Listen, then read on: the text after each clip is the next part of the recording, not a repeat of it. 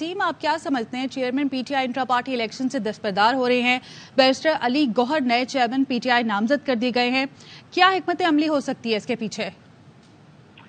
देखिए, मामला ये हुआ कि इलेक्शन कमीशन ऑफ पाकिस्तान में एक केस था पाकिस्तान तहरीक इंसाफ का। इलेक्शन कमीशन ऑफ पाकिस्तान की पॉलिटिकल पार्टी के हवाले से एक रेगुलेटरी अथॉरिटी कह लीजिए, उसका एक कह लीजिए आसान अल्फाज में कि उसूल है कि हर पार्टी अगर मुकर्ररा मुद्दत पे इलेक्शन नहीं कराती तो उसका निशान वापस ले लिया जा सकता है। पीटीआई का यही केस इलेक्शन कमीशन में चल रहा था। पीटीआई ने उस पर दलाइल दिए कि नहीं अपने इलेक्शन करा चुके हैं, फला तारीख को ये हुआ है।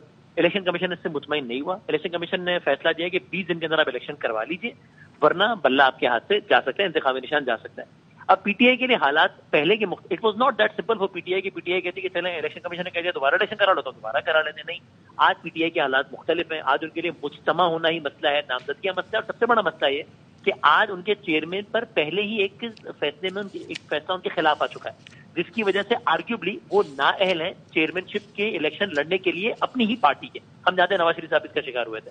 तो अब उसके बाद आज जब वो जेल में मिले हैं, तो ये मैं आपको कंफर्म आपको बता सकते हैं कि आज जब वो जेल में मिले अपने वकला से, जिसमें शोएब शाहीन साहब, जिसमें शेर अफजल मरवत साहब, जिसमें अली जफर साहब, जिसमें उमैर साहब भी मौजूद थे, अमराना साहब, तब उनको ये बताया गया कि सर अगर आप कंटेस्ट करते हैं ये इलेक्शन एज अ चेयरमैन तो हो सकता है कि इलेक्शन ही उड़ जाए, ये इलेक्शन गैर कानूनी करार दे दिया जाए, और गैर कानूनी करार दिए जाने की बना पे होता है कि बल्ला चला जाए। तो रिकमेंडेड ये है कि फिर आप इसमें इलेक्शन ना लड़ें। ही एग्रीड विद दिस, जिसके बाद ये फैसला हुआ कि अब बैरिस्टर गौहर साहब, एक और नाम भी डिस्कस हुए, शेर अफजल मरवत साहब का नाम भी डिस्कस हुआ, और इत्तेफाक इस पर हुआ हामिद खान साहब का नाम भी डिस्कस हुआ। फिर इत्तेफाक इस पर हुआ कि बैरिस्टर गौहर साहब, जो कि खुद भी उस वक्त वहां पर मौजूद थे, वो चेयरमैनशिप का इलेक्शन लड़ेंगे।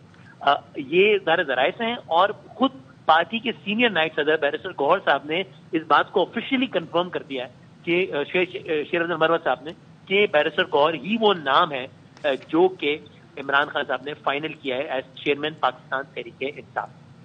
ठीक है वसीम, और इसके बाद अब क्योंकि इंतखाबात भी करीब है, पाकिस्तान तहरीक इंसाफ की सियासी पोजीशन अब आप कैसे देख रहे हैं?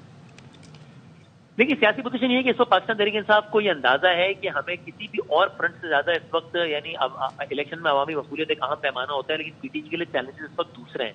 वो चाह रही है कि जितने भी लीगल चीजें हैं उससे बेहतर अंदाज से निकला जा सके। ये जो साइफर का ट्रायल अब दोबारा शुरू हुआ है, इसमें भी पीटीआई को कोई उम्मीद नहीं है कि फैसला उनके हक में आ जाएगा। वो सिर्फ खुश इस बात पर है, इस वजह से वो उसको अपनी कामयाबी गर्दानते हैं कि अब ये केस आज से अमलन दोबारा शुरू हुआ है, तो अब ये 8 फरवरी तक तो खत्म नहीं होता, यानी कि 8 फरवरी तक तो खान साहब को इसमें सजा नहीं हो सकती। यानी कि आज की तारीख में वो एक ही केस में नाअहल है, जो कि है तोशा खान, जिसकी सजा मुअत्तल हुई है, फैसला मुअत्तल नहीं हुआ। अगर इसका भी फैसला मुअत्तल हो जाता है, फैसला भी मुअत्तल हो जाता है, तो इलेक्शन वाले दिन 8 फरवरी वाले दिन वो नाअहल नहीं रहेंगे। तो साइफर ट्रायल केस में वो इसलिए खुश हैं। सो अब उनकी इस वक्त हिकमत अमली यही है कि बस कानूनी मामला से इस तरह निकला जा सके कि 8 फरवरी को उनके चेयरमैन अहल रहे इलेक्शन लड़ने के, जो कि बज़ाहिर बहुत मुश्किल नजर आता है, लेकिन वो इस तरफ इसी बात को ज़हन में रखते हुए सारी स्ट्रेटेजीज बना रहे हैं। ठीक है, बहुत शुक्रिया आपका वसीम मदामी।